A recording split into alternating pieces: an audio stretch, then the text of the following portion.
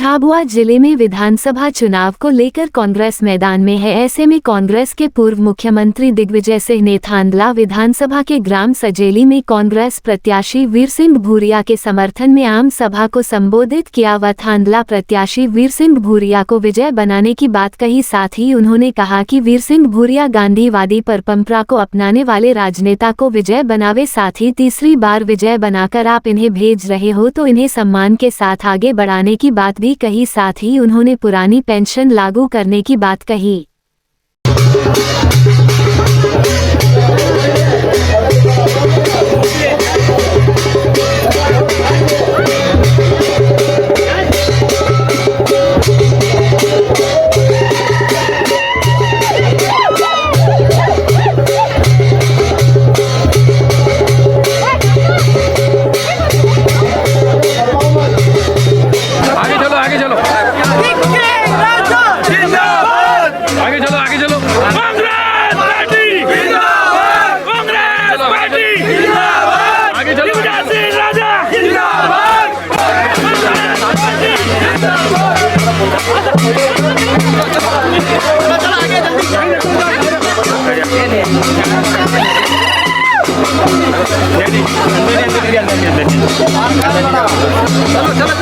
और हमारे इस पूरे इलाके के गांधी वीर सिंह भूरिया जी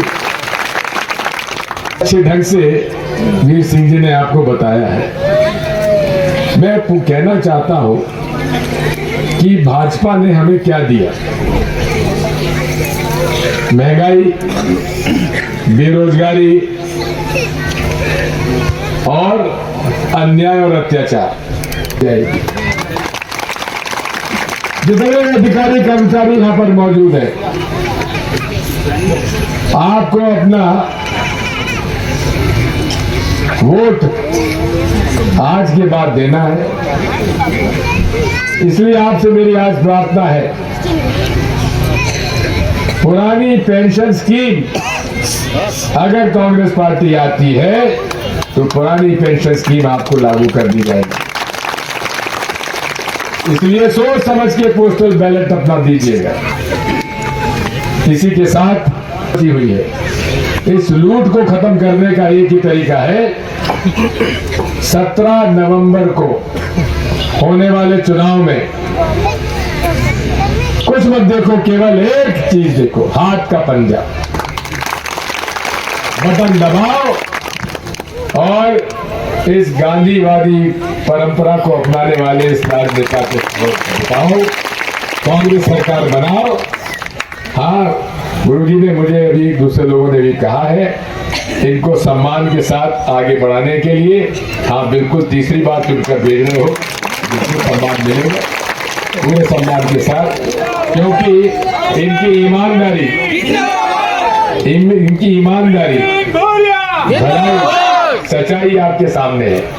इसलिए नौजवानों से मेरी प्रार्थना है, हमारे आनंद राय जी ने आपको बताया, जय आदिवासी युवा संगठन सामाजिक संगठन रहा और सामाजिक संगठन को भारतीय जनता पार्टी ने तोड़ दिया और कांग्रेस के वोट कम करने के लिए उम्मीदवार खड़े कर दिए बाप पार्टी से। सर गैस वाला बाप पार्टी से।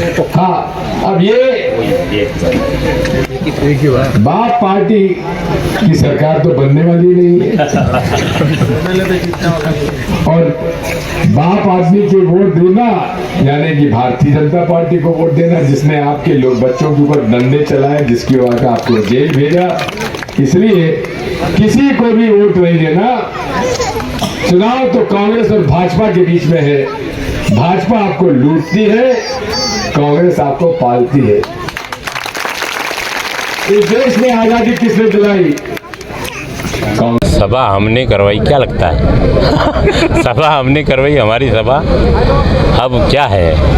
भाई सब पूरे कार्यकर्ताओं को, नेताओं को और हमारे ग्रामीण एरिया के सब मतदाता सब एकत्रित होकर के सभा करवाई। चुनाव जीतने की, कितने वोटों से जीतेंगे? ये वोटों से रिकॉर्ड तोड़ जीतेंगे। पहले 32,000 से जीते, अभी उसका दोगुना। नहीं, केस क्या लगाना, वो तो क्या है कि सरकार बने, उसके बाद जो भी हक की बात हो वो की जाएगी। अब लाडली बहना के पैसों के लिए तो सब गांव-गांव में हो गया, सबके दिमाग पे बैठ गया कि लाडली बहना क्या है। ये चुनाव प्रचार है, वो 2 महीने के से लेकर के ये एक मैंने लोगों का मन लुभाने का किया था, वोटरों का, वो है काम। अगर ये जो है लाडली बहना ये हमेशा से, अगर जब से सरकार कांग्रेस की गिरी थी तब से चलाते, तो उसको समझते, जनता समझती कि ये स्थायी कोई काम किया, ये है। क्या संदेश, कार्यकर्ता तो हमारे सभी उसी पर लगे हुए, मतदाता भी समझ गए कि लाडली बहना का जो पैसा दिया है 2 महीना ये और तीसरे महीने का, तो उसका क्या मतलब है?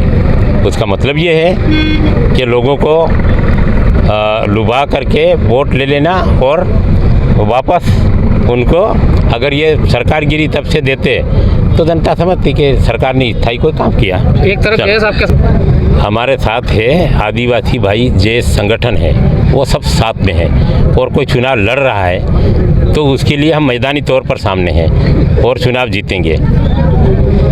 उनके साथ अगर कार्यकर्ता हो तो भी कोई वोट दे के वो क्या लाएगा? वो 14 तारीख को मोदी जी का काम है, प्रधानमंत्री इस तरीके का है, देश का ये पहला जो कि गांव-गांव में इधर उधर जहां देखे वहां चला जाता है, ये स्थिति है।